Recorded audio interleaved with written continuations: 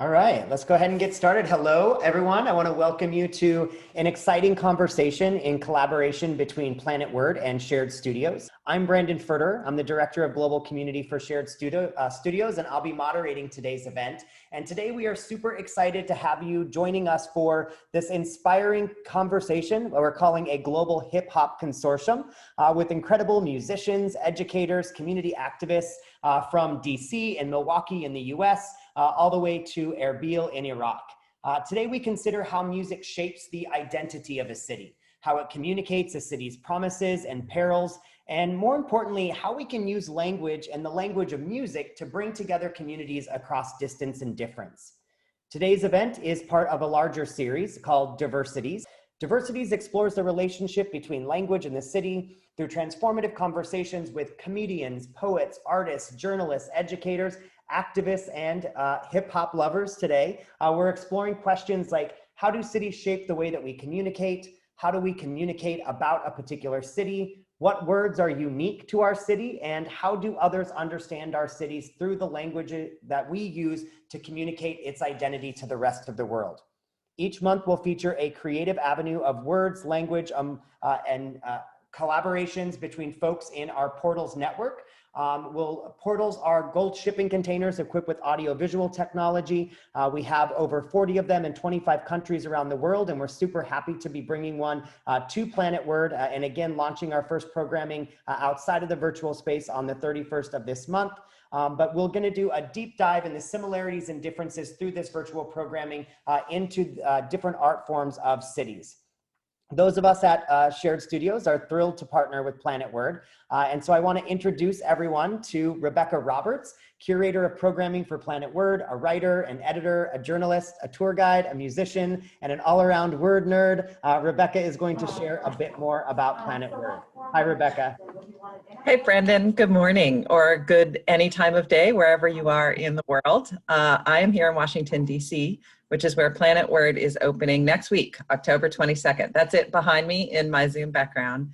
We are opening in a historic D.C. schoolhouse at the corner of 13th and K in downtown Washington. We are a museum of words and language. So all of the wonderful things you can do with words, sing and write poetry and make speeches and write fiction and nonfiction and explore persuasion, all the things that you play with words and language you can do here in the museum. And we will have a portal in one of our classrooms. We are very eager to welcome people in person to explore the portal and our other exhibitions. But until that day, we're delighted to have this opportunity to do some virtual programming with Shared Studios. So thank you all so much for being here. Thank you, Rebecca. Without further ado, let me introduce our incredible guests for today. We begin with Louis Lee. Louis is the outreach coordinator for the Milwaukee Fatherhood Initiative. He's the artistic director of the Build Center, a community organization helping men in the 53206 neighborhood of Milwaukee with job training, housing, and other skills. He is our Milwaukee Portal curator and a restorative justice advocate. Louis was central in the Portals Policing Project, which put communities of color, social justice advocates, and police into conversation. He's a musician, an entrepreneur. He is also currently writing a book about his experience growing up on the south side of Chicago. Louis was also a key player in Milwaukee 53206, an award-winning documentary film about the 53206 zip code, which has the highest rates of Black male incarceration in the United States.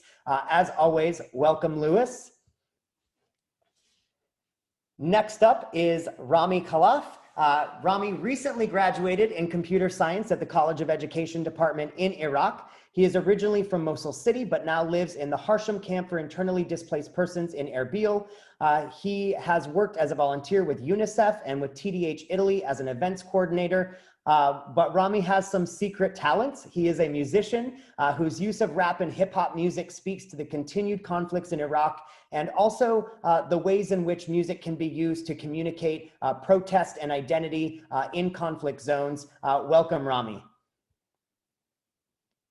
And finally, from right here in DC, we have Jeffery Tribble Jr., Chicago Southside native, a drummer since the age of 3. He received a music scholarship to Howard University. After graduating, he was accepted to the George Washington University Law School, where he received his Juris Doctorate in 2011. Jeff founded the Musicianship, a nonprofit organization that facilitates music lessons, experiences, and opportunities to benefit at-risk youth. And in just 10 years, the Musicianship has grown from serving 2 students to serving over 2,000 students in DC, Johannesburg, Pretoria, St. Martin, and Paris. Since 2016, the Musicianship has acquired 3 organizations and is now overseeing the Washington Youth Choir, the Whammy Awards, and we'll hear a lot more about this today, the DC Funk Parade. Welcome, Jeffrey. All right, well, let's go ahead and get started. If you all want to take yourselves off of mute, that would be great. I know that this is perhaps a rather lofty question to begin with. I could start with something a little bit easier, but you know, given our partnership with Planet Word and thinking about kind of music as a form of language, I want to begin by exploring how music becomes a sort of cultural language. So I'm curious as to how each of you thinks music has shaped the identity of your community and its people. And I want to begin with you, Jeffrey, because you have some really interesting insights about DC and its history and the way that music has played a central role in the history of the DC community. Yeah, well, I think my answering this question could best start with an example. And first, I'll just say that one of the sort of children or subsidiary genres of hip hop in DC is called go-go. It's an indigenous genre of music and was actually officially named the official genre of Washington, DC late last year.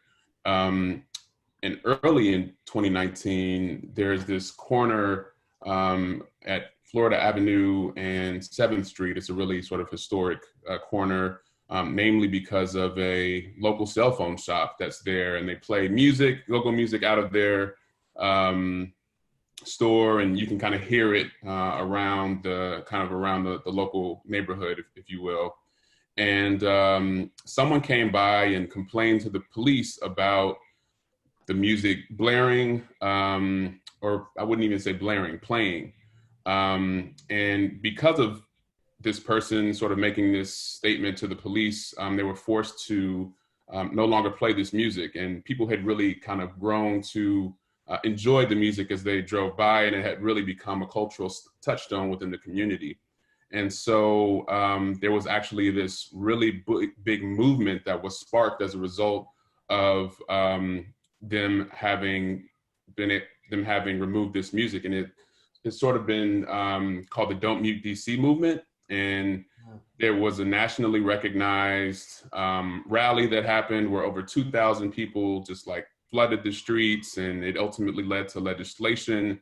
But it was really interesting because what it said to the community was that if you're gonna mute our music, you're muting our culture. And a lot of people were sort of referring to it as cultural genocide, which can kind of come as a result of maybe gentrification or displacement because of irresponsible development in communities. And so in Washington, DC, go-go is the city, and it is really a reflection of the history of the city, which historically has been referred to as Chocolate City. And so as gentrification comes about in the region, if by extension music is taken away, in some ways it feels as though you are really stripping everything that remains relevant and remains a critical part of the city's very being.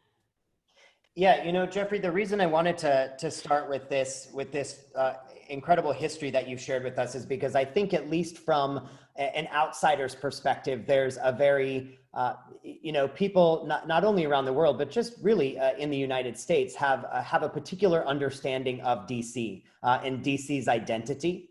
And so I wonder, one, I think it's so important for you to highlight that there's this other identity that's actually more central to the city than what people outside of DC might believe. But I'm wondering if you feel like how do you combat that image of DC and kind of bring voice to the folks that, you know, that don't live in the White House or on Pennsylvania Avenue or walk through the halls of Congress? How do I'm wondering if there are tactics that you use and how music plays a role in really kind of highlighting this other side of DC that's worthy of everyone really knowing and understanding. Well, as you pointed out, and you're exactly right, Brandon, there is this weird juxtaposition between this world in which there is the White House. There are these culturally relevant monuments such as the Lincoln Memorial, all of the World War memorials, the Vietnam Memorial, and these marble Smithsonian museums that everybody kind of thinks about when they come to Washington, D.C., or when they think of Washington, D.C. But on the other hand, this for multiple years in succession, not recently, but certainly in the 90s, was the murder capital of the country. And it was a place, it was a city of two tales. And one thing that has sort of been a common thread in DC is the music, go-go music and other, I would say art genres or art disciplines, rather, even dance, have been able to bring the community together. Our organization, we're happy to steward, as you mentioned, the DC Funk Parade, which is a 70,000 person music festival that sort of celebrates music and dance and art. And it all happens on U Street. There are, predominantly African-American artists, just because we're interested in sort of giving a voice to the voiceless in the community, but ethnicities of all types come out and celebrate on this wonderful day that happens each May. I want to build off of something that you said, Jeffrey, and turn it over to Lewis, which is the way that music really brings communities together. And I think we're seeing a lot about this. And when Rami joins us, we'll talk more about the way that music has been specifically used in protest movements in Iraq. But I want to turn to you, Lewis. I know a lot of the work that you do in the 53206, a lot of the work that you do with young men is specifically around mentorship using music. And so I'm wondering if you can speak a little bit to, the way that music has been central to the identity of, maybe not just the 53206, but to Milwaukee in general, and the role that you think music plays in bringing your community together there. Well, a lot of times when people think of Milwaukee, Wisconsin, you don't really get the first thing that pops in your head is music. Like, we're pretty much known for like our industrial factories, definitely the cheese and the dairy products that come from Wisconsin. People really know that we actually have a pretty big music scene, especially as of late, thanks to places like Chicago being so close to Milwaukee. The music scene has grown. But actually, take you back, one of the earlier days, I know when I was a kid, Milwaukee wasn't known for a lot of music, but it had a lot of stars that actually come out of Milwaukee. So we were known for famed singers like Al Jarreau, which was a famous jazz singer, world famous, and he came from Milwaukee. And actually, Eric Benet, R&B singer, came from Milwaukee as well. So we didn't really have like a lot of stars come out of Milwaukee, but the stars we did have come out of Milwaukee were big stars. But Milwaukee always had a huge music scene that people kind of overlooked. And one of the hugest things we had in Milwaukee that's been going on for like 30 years, maybe 40 years now, is Summerfest, which is one of the largest music festivals in the world. They actually have it here in Milwaukee. And it's just a 2-week concert of artists that come from all over the world to perform at the lakefront of Milwaukee. So in the summertime, Milwaukee is very heavily involved in the music scene. Lots of stars come to Milwaukee to be in this festival. The music scene has become the identity of my neighborhood lately because of the COVID, the protesting, things like that. The movement that started in Chicago, bang music, I believe they call it, kind of started to emerge and become the voice of the young people. Like the new, I like to always call it the new CNN for young people. It became like a way to give the people who normally wouldn't express themselves a form of expression. So we started to kind of examine this closely, like the only time we could get the youth actually involved and actually get them to pay attention if it had something to do with music or the arts.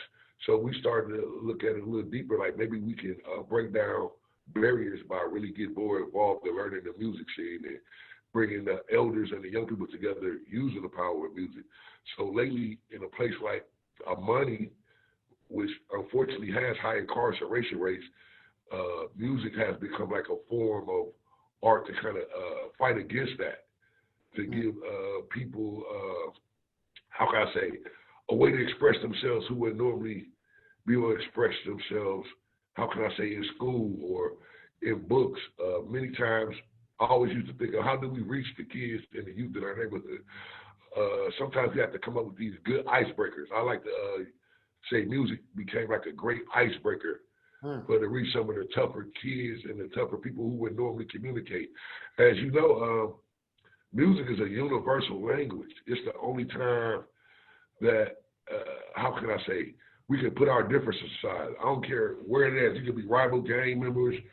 You can have a disagreement with a person. It seems like when music comes on, you start to see the spirits kind of evoke and the healing starts.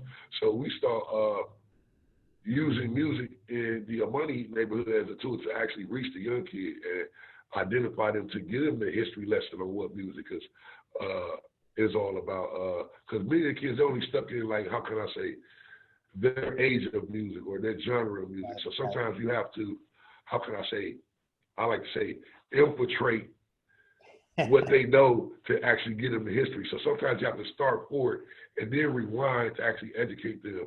And so lately, the identity of the Money neighborhood has been music, as far as even with the campaign. Like my friend Dennis, he's been using a lot of hip hop music in his campaign ads, things like that with the youth. And it's been empowering for the youth to actually see their projects being heard and utilized in ways they never thought they could utilize it in.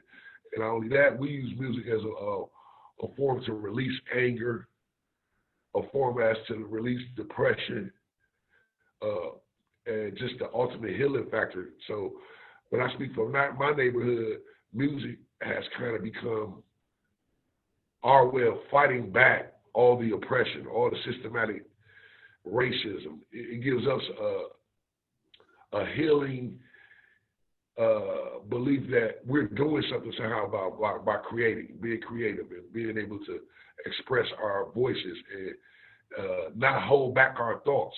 That's why when we use music for the youth in our Money neighborhood, we kind of let them express themselves and explore what they need to explore to release that negative energy. So Sorry, Louis. I think the way that your use of music to empower the young people in your community, I think, speaks directly back to Jeffery when you were talking about, you know, when you silence music, you're ultimately silencing the community. So when music becomes such a central part of the way that people actually are able to communicate their identity to the rest of the world, to silence that is ultimately an erasure of that identity itself. And Louis, you also mentioned, you know, that music has become kind of central to the way that the community is dealing, not only with COVID, but in response to the Black Lives Matter protest movements that are happening across the nation right now, and Milwaukee being a place where those protest movements have been strong. I want to bring Rami into the conversation. I know, Rami, you had some generator issues, but it looks like the light is shining down on you again, and you're back. So welcome back. I know you talk a little bit about how, you know, could you tell us a little bit about the protests that are happening in Iraq and the way that music has become central to engaging those protest movements? Yeah, thank you. Actually, like in Iraq, like there is a protest that happening since like the end of 2019. You know, like the majority of the world know that there's a lot of like political issues and security issues in the country. So people were like just like asking for their rights, taking like for just like real rights for like the life, for food, electricity, some other stuff like that, because our government are not really okay. So they didn't provide that. It's all like a political other things. So the result was like 1,000 million of people just like start protesting. They went like to the street, start raising their hands, asking for their rights. And then the music had like a big effect, specific as a hip hop, because the hip hop musician, the Iraqi hip hop musician, they start inspiring the people to keep protesting. You know, like in Iraqi protests, there was like some militias and gangs. They were attacking the civilians directly, and a lot of almost like 500 people got killed because of that. So the thing that was inspiring the protesters was a rap music that made by like the Iraqi people, the Iraqi protesters who are already like live in the like between the protesters who live there. They start making that. It's just like to talk about like the experience, to explain a little bit about like what's happening exactly. Also, it's just like to keep them staying on their on their goals. They just keep them asking for their rights, and just like to make them stay there. Also, in addition of that, there is like some other type of music that is really also like affect to the community. As you know, like Iraq attacked by ISIS on 2014, and they start controlling almost three biggest city of Iraq. So when the liberating mission started by the Iraqi military, there was like also like type of music, could be something like a country music or like the Iraqi traditional music that really inspired the military there. They just like even like under the fighting on the battleground area, they were like playing this music with the big speakers. So that was really like effective. I helped them to liberate all these cities. Yeah, Rami, I wonder, under ISIS control, I imagine that a lot of the music, all sorts of genres of music were not allowed. Is that correct? Yeah, of course. Under ISIS, like there was like no music, even like no cell phones, no satellites or TVs. Yeah, so I just want to, a couple of things I want to take back to you, Jeffrey, based on what we heard from both Rami and Lewis. First is, you know, as we talk about the power of music to communicate a community's identity, which is why it's you know, when we do seek to stamp out communities, whether that be kind of literally or metaphorically or what have you, we often attack their music first to kind of cut off that mode of expression. But I think there's something really interesting specifically about hip hop as a genre. And I know, Jeffrey, you studied music, you know, thinking about young men in Iraq using this genre as a way of, you know, communicating their protest against the government. You know, what do you think it is about hip hop itself that has become this genre of music that has helped communities far outside where the genre was born kind of communicate their identities to the world? That's a really good question. I mean, when I think about the sort of the unique properties or characteristics of hip hop, I think so all genres of music can communicate a number of different emotions, whether it's country music or jazz or R&B or what have you. I think unique to hip hop, however, is its unabashed like allowance of like self was the word aggrandizement and like maybe even like arrogance at times that can contravene a subjugator and their attempt to you know, oppress a people. And so it has this evocative like confidence about it that allows you to like wear a flashy chain and like stand on a car and like pop bottles, or like there's no other genre of music that creates a space for people to feel so unashamedly like confident about what it is that you're doing, even if other people view it as like flashy or superfluous or like over the top. And so I think that hip hop is like really unique in that regard, and that it just allows people to have this kind of confidence. And it says, I don't care what you think about me. Like, this is what I'm going to do. I don't care like what you have going on over there. Like, this is what I'm going to say. So much so that it can like not just be,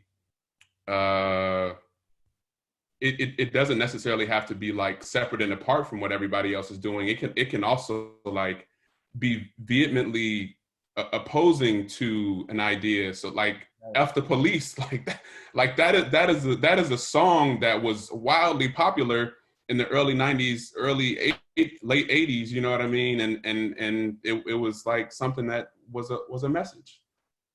Yeah, I think you hit on something really interesting about the kind of quote unquote flashiness, because I think one of the things that makes that so powerful and what you're getting at is that particularly for people who historically have not been heard, who have been silenced, who have been muted. It's not only saying I'm here, it's saying I'm here and I'm being loud and I'm wearing a gold chain, and like, you know, even if you want, I can say I'm here, but when I say it using this, you can't ignore me even if you want to, and I'm going to keep saying it. And I think that that it's that essence, that confidence that you speak of, that I think makes it particularly that is one of the reasons why it comes up in protest movements, because it is in itself a protest. It's a protest of visibility. It's a protest of I am here. I'm wondering, Louis, you know, you work with young people, and you know, as part of the Build Center, and also the work that you've done in the portal in Milwaukee. I know that you specifically, you know, you have a studio, you record music with these youngsters. I'm wondering if you can provide us a story of maybe when music as a cultural language kind of changed one of the youngsters in your community, and gave them, allowed them to take on that confidence and communicate their ideas. Well, at first, I could speak of a youngster. When I think of one of the kids that accelerated, I think of Jarrell Stewart. Jarrell Stewart was a kid, very bashful, very, like, never really spoke, was afraid of what he knew. Like, many times I identify with young kids, they don't feel like they're smart enough to express themselves in an articulate way when they talk. So, like, when we started exploring the world of letting them rap, and things like that, and not censoring what they were saying, they were able to express themselves a little better. To kind of piggyback on what you guys said a little earlier, I think hip hop has become so dominant because it really magnified African American people freedom of speech. Like, if you know about the earlier music scene, people were kind of censored. They would say certain things on track. But when hip hop came along, it really gave us that magnifier we need to really echo and say what we really want to say. The thoughts that we were hiding, those little dark thoughts that were hiding, hip hop allow us to express those real feelings about what we felt about anything, life enforcement, our neighborhoods, our community, the government. It gave us a safe outlet to really express the freedom of speech. And I think that's what it did for this young man, Jarrell Stewart, by him being so afraid of what he thought or what people thought, the way he spoke, the way he did what he did in classroom, that he wasn't a good speaker, a good reader. Actually, him becoming an artist and learning to rap was kind of set him free, because like me, myself, and I wasn't always a great speller, but when I write my music and I'm writing hip hop, I can write those slang words the way I say them, and we can invent words and things like that. So it really made him feel like he was accelerating in something that nobody else thought he could accelerate. It made him give him the sense that he was smarter than he actually thought he was. So now he became like the #1 hip hop artist in our neighborhood right now. And here was a kid that used to get picked on.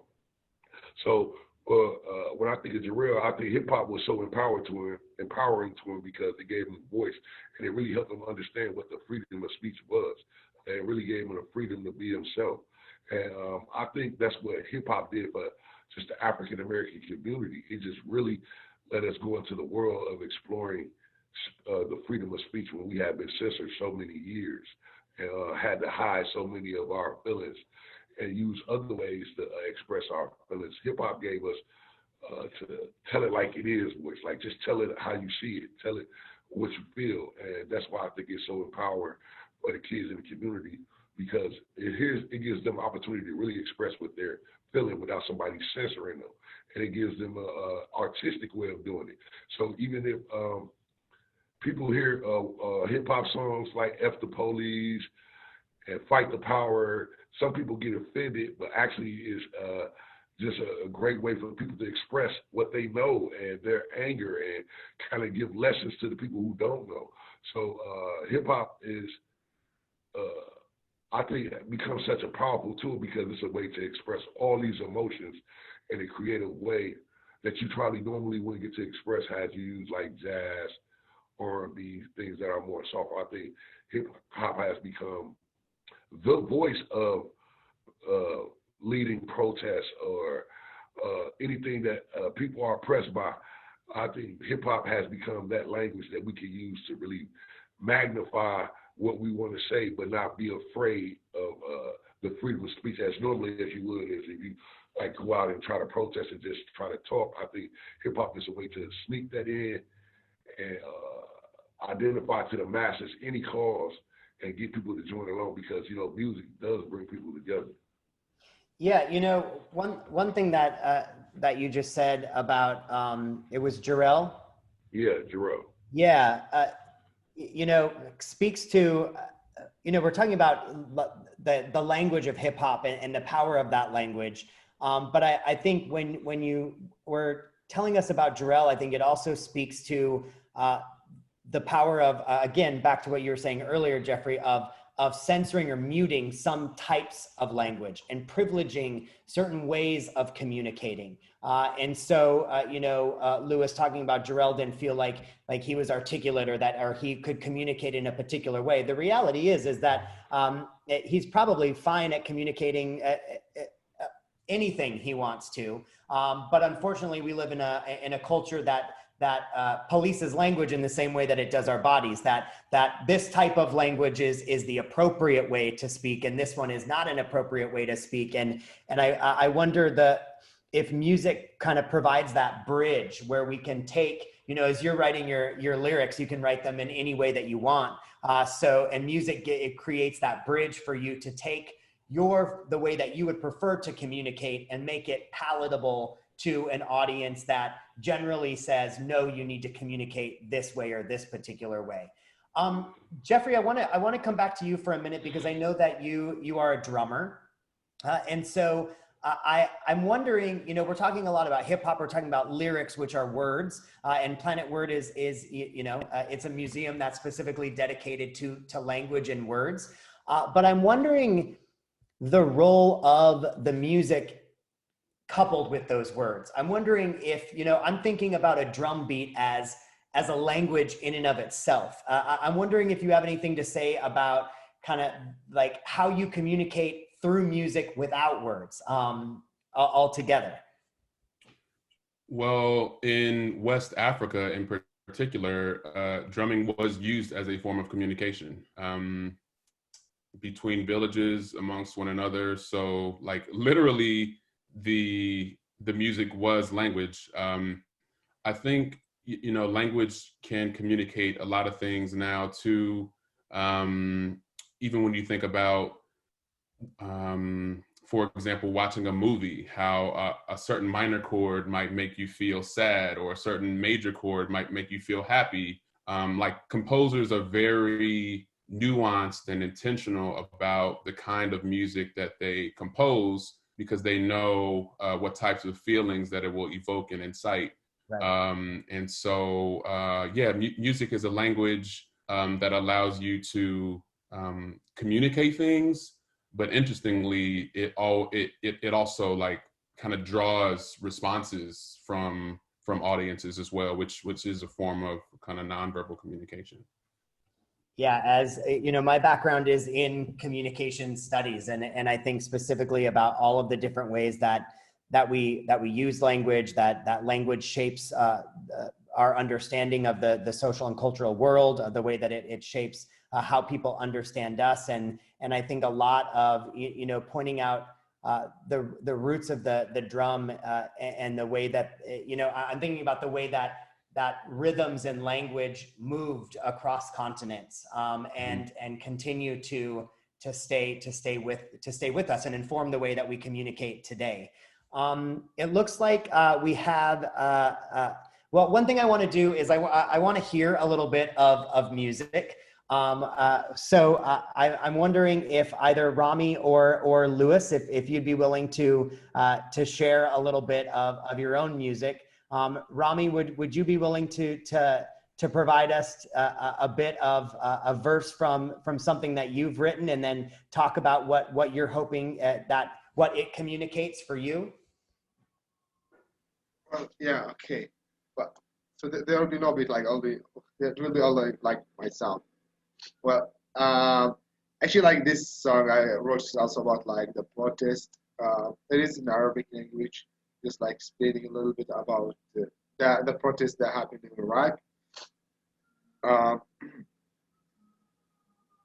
نازل اخذ حقي منك واصرخ صرخة المظلوم، ثور الشعب بيد وحده، ردنا نغير، احنا اليوم ايش قد سكتنا، ايش قد نسينا، بس هالمره طفح الكيل، لازم كلنا نقوم نغير سوا، ينجي لي هالليل، كم شهيد قبالي مات، لان الحق عليه بصرخه، والشايب يقع ينذل، لان راد يطلب حقه، كافي الشعب منكم مل، يلا تركوا هالبلاد، ما شفنا منكم اي خير، خلصتوها بس فساد، تضرب اللي يطلع يصرخ يطلب حقه في سلام، احنا الشعب وقت القسوه تكثر عندنا الاحلام، طز بكل رجل سياسي فاسد سرق هالبلاد، طز بكل رجال الدين موتونا هالاوغاد.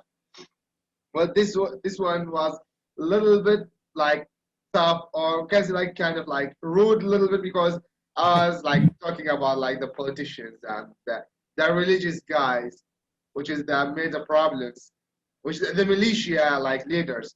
Or just like about like just start with explaining about like why does the protest happen, who are there, and then what happened, why they are attacking us, something like a little bit of that.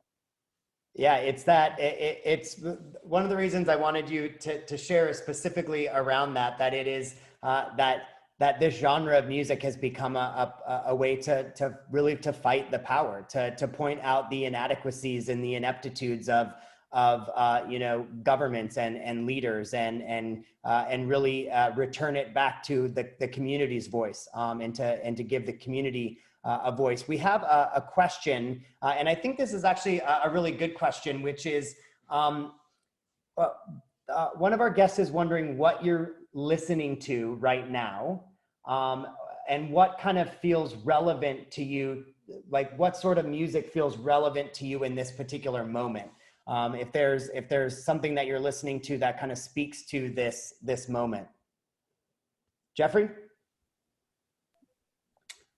Hip hop or any genre. I guess hip hop. That's what we're here to talk about. Well, no, I think you can go. They said, what are you listening to? So I think you can go.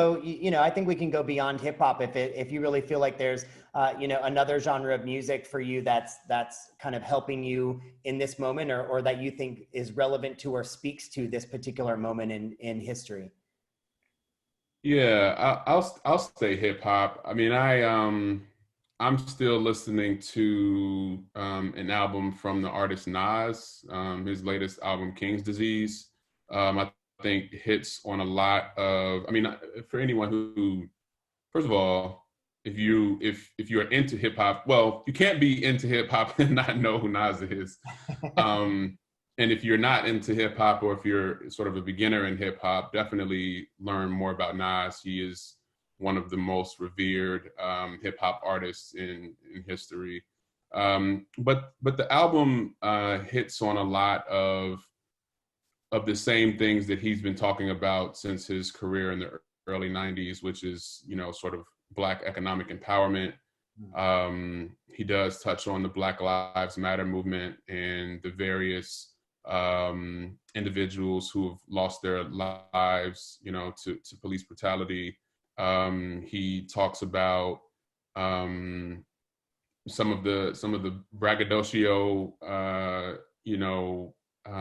rhetoric that is a common thread through a lot of hip hop music, though he is a lot more, though he tempers his a lot more than others, just because he, in contrast to a lot of hip hop or rap artists, is more message focused than he is just talking about sort of material things. So that's who I'm listening to right now, mainly in hip hop.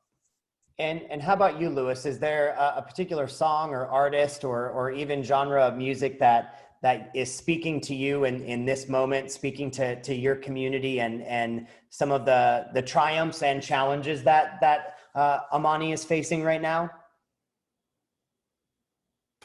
Yes, lately we've been, it's really been about, in our neighborhood, kind of empowering the youth and really getting the youth active, especially with so many people, so many of the youth starting to take charge with all the protests and really being on the front line of finally, I like to say, finally bringing change. We've been focused more on like educating them on the history. So we've been listening to a lot of, believe it or not, Public Enemy. And, I know, because one thing about what we like to do with our children is we like to let them explore the hip hop they listen to today, but it's important that they learn where they come from. And hip hop just being a tool and a voice to really talk about some of the issues that's facing us today. So lately we've been listening to a lot of Public Enemy, a lot of poor righteous teachers, and I can say up to date, and all the kids love Lil Baby, a lot of Drake. And what's good about some of these artists, even the newer artists are starting to make more conscious music. So it's the times are changing, you know, like I think people are just getting more into, how can I say, I like to call it realistic part of hip hop instead of just a flashy part of hip hop. I think hip hop is coming back to its consciousness and back to lyricism. So one thing young people in money has been kind of really focused on is the lyricism of hip hop and really learning the power of what you say can persuade people and change people's views. It's all about what you say. A lot of the music has been, as of late, kind of inspiring kids to do a lot of crazy things. And I think music now is starting to change. And the kids in my neighborhood, especially, who have to face so many things with law enforcement and just police in general, they're starting to use hip hop more as a tool to kind of fight these oppressors, I like to say, which is the police in our case.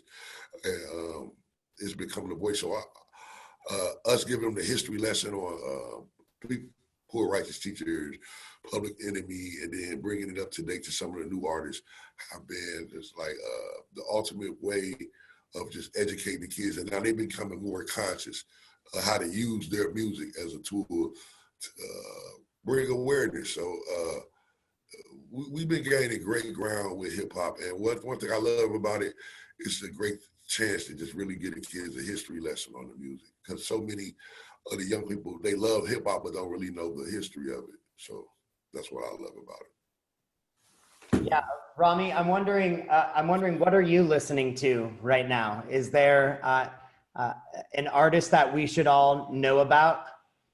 Well, as a hip hop and rap songs, like an Iraqi rap song, there's like some of the Iraqi rappers that, like not only like political things, but they just make the rap like general stuff. One of them called Anhar, which is Iraqi. It's like Iraqi, but he lives in Sweden because of his rap song, he was like threatened many times, so he was not able to live in Iraq. Also, there is a Canadian rapper. He's like family from Iraq called Mercy. He's also like doing a nice rap songs. And the other side, also, I really love listening to Hamilton. They are really nice. Interesting. That's speaking of history and sharing histories and new ways of articulating histories to provide an alternative voice. That's such an interesting kind of circle around to some of the stuff that Lewis was talking to. I want to make sure that our attendees, please feel free to ask any questions I can provide to our panelists. We have about 5 more minutes. I guess if we don't have any questions coming in, I guess I'll ask kind of a final question for each of you, which, if I guess I'll keep it in this moment a little bit, but with an eye towards the future, and thinking about the impact that hip hop has had on communities. As you've been thinking or talking, I've been thinking about, when you said Public Enemy, I started thinking about white kids in the 90s in suburbs so disconnected from the realities of day-to-day life for Black communities, who were that Public Enemy were communicating about having maybe for the first time a window into what's happening. And I wonder, as I was thinking about that, I was thinking, I wonder if how much of where we are, in terms of the movement right now, and the number of folks, the number of non-Black communities who have joined African-American communities in this protest, if some of that, we can't say causation, but if some of that can be attributed to, they're actually having a window into some of the things that have been affecting particular communities. And so I have one question from an audience member, but I think after we answer that question, I think we'll close with, so I'll give you a little bit of time to think about it, but what you think the future is, and what you hope music does for us as we move forward. But I wanna make sure I get to the question. This comes from one of our attendees. They ask, many of you spoke about music as a way to protest or unify or inspire in the face of oppression. They're wondering the flip side. Does music ever make you feel vulnerable or at risk? That's interesting. Rami, I wanna start with you there, because I know you just mentioned that one of the rappers who's now in Canada, and you mentioned another rapper that he had threats against him, and so he could no longer be in Iraq. I'm wondering, do you ever feel at risk when you're composing music? Because I know your music also kind of speaks against the powers that be. Well, yeah, like in general, like in a country like Iraq, like a place that controlled by militias, there is no independent government or independent people to lead it. So there will be like a big, like, a wood with a lot of like gangs that attack everyone. No one felt safe, like living in Iraq in general. Even like, and for me also, I want to mention that Kurdistan region where I am right now is too safe. There is no militias and other stuff. But my university used to be in Mosul, which is in another city. I had to travel like every day there, which is Mosul right now is almost like the center of a lot of different militias. So when I was like going to the university every day, I wasn't really feeling safe of that, because we have to cross through the checkpoint. And that's why when we make our rap, we use like a fake name, another real name, or even we don't show like our faces on the videos that we make. We don't want to make it like a trend that all the militia leaders will really listen and think about, okay, who is this guy? I want to get this one. But it will be really dangerous. The guys who I talk about who live in Sweden or in Canada, because they are already out of Iraq, so they do everything. Even their rap songs are more famous than the others that the people do here, because they talk about everything. They name the guys who they want to talk about, who are in the government or the religious, the imam guy, who are making up problems, because they are already safe, so they don't need to feel fear about their life. But for living in Iraq, it's not like easy to make a rap or to protest by your music. And I want to continue that to Jeffrey. Is there music that ever makes you feel, and maybe it doesn't have to be like a physical, your life at risk, but just vulnerable or at risk? I mean, first I want to acknowledge the privilege that we have as Americans to be able to produce art and not feel as though we are necessarily going to be physically jeopardized, that's not something that we have to contend with.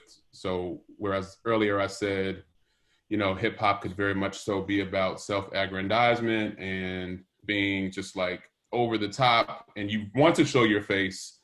Here we have, you know, a scenario in which you cannot show your face, and that is the very antithesis of sort of how hip hop is here in America. So just wanted to acknowledge our privilege there. I'm the least talented on this panel when it comes to like hip hop. I don't rap, but I am a musician, and yeah, there is always this level of vulnerability and risk when you put out art, because ultimately you're putting it in the hand, like, and there's something very spiritual about music too, where you're like literally maybe putting a piece of your heart onto a table for people to either accept or reject and to poke and prod at. So yes, there is inherent in artistic expression is this level of vulnerability and risk for sure. I'd like to just piggyback off of that. When I think of this question, I think of a famous rapper that just was killed in Chicago by the name of FBG Duck. And I think he made a song called F the Dead. And I think he lost his life because of making that song. So I think it is some type of vulnerability to it. Like, I think with anything, it's a gift and a curse, you know? I think like, that's why I'm so proud that we have been kind of teaching the kids here about the history of hip hop and the power of words and how words can be so powerful. Because people take stuff literally, you know, people take stuff to heart, and hip hop is an emotional genre of music where people really express a lot of emotion in its music. A lot of people use it to express their fun times. Lots of music expresses anger. It's a way of people lashing out at people, kind of doing it a safe way, but words are powerful. And unfortunately, this young man lost his life because of a song that he made. And so I think it's like a two-headed monster. Although it's with anything, you know, I think although it helps people to express themselves, and it's very powerful tool to use to fight against oppression and the injustice of the world, also can be something that if you don't use properly, it can hurt you. In the proper terms of hip hop, it probably could. I think we need to kind of really watch what we say when we make some of these songs. And it's funny that I'm saying that because I'm more like into gangster rap more than anything. So, but I think even with that, it's a way of how you wording and what you're saying that really matters. And I think we should be more exercise, just a little more awareness of what we say and how we use the music. Definitely.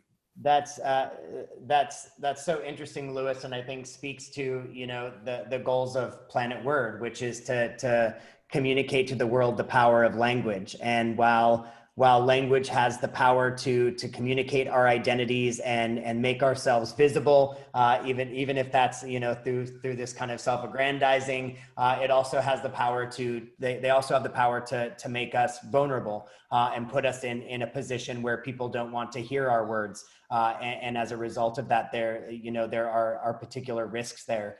I guess we'll just close with a return to my other question. And this doesn't have to be like, what do you hope for the future of hip hop? But because hip hop is so intimately connected to using words to communicate voice to communities who have historically not had an opportunity to speak their truth to the world. And because we're in a particular moment where, there are a lot of voices raising up and hopefully moving us towards some sort of additional social change. And even in Iraq, protest movements rising up to create change there. I'm wondering, what do you hope music will do for us in the future? Or what do you hope just in general for our future? Jeffrey? Yeah, I mean, it's interesting you sort of drew this analogy about with Public Enemy. You have, you know, maybe white kids in Middletown America who are very much so tapped into these Afrocentric messages about the struggle and the pain. And so music has always been a gateway for white people into the Black experience, right? But my hope now is that instead of music sort of being a gateway into that experience, you know, people on the other side of said gate will kind of come into the experience, this form of allyship, and like walk us over to the other side, or better yet, like let's break down the gate altogether, right? So that's kind of the goal in my mind. Yeah, for me, I just think I want people to really start to take the music and really understand the power of what they're saying. I think like when you listen to certain music, it has great melodies, but people just listening to the melody and they're not really focused on the words that's being used and how the words are programming people. So I just wish in the future that we start to pay more attention to what words we use and understand the power of how we influence it. So many people that don't know, especially young people come into music and really expressing and learn about life through music sometimes. And sometimes that can be a way they lead themselves into a good path or a bad path. I think we should just be more aware of the words that's being used in music and start using it as a tool to really heal and empower the way it is. With music being such a spiritual thing and evoking so much force and power, I think we should really focus on the words that's being used in the music that's being made. And how about you, Rami? What are your hopes for your use of music in the future, and maybe for the future of Iraq? Well, like first thing, like hip hop music was not that much popular before the protest, and the protest brought the hip hop music to be really popular even for like the adult women and men and girls, all the different like type of people. I hope in the future, like in the future, that people will be able to make songs in Iraq and they will not feel fear of, because they made a song and some of them who call themselves jihadists killed them because like some religious stuff or some political stuff.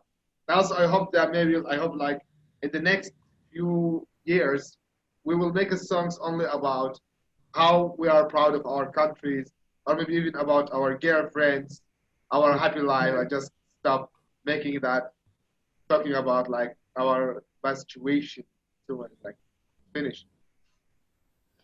What a great hope to end on. I think for all three of you, a future that involves us being more thoughtful in the words that we're using, a future where the language we're using in our music doesn't just help us see, but helps us identify with one another to break down barriers, and a future where we can use our words through hip hop to communicate the good things that are happening rather than the struggles that we're facing.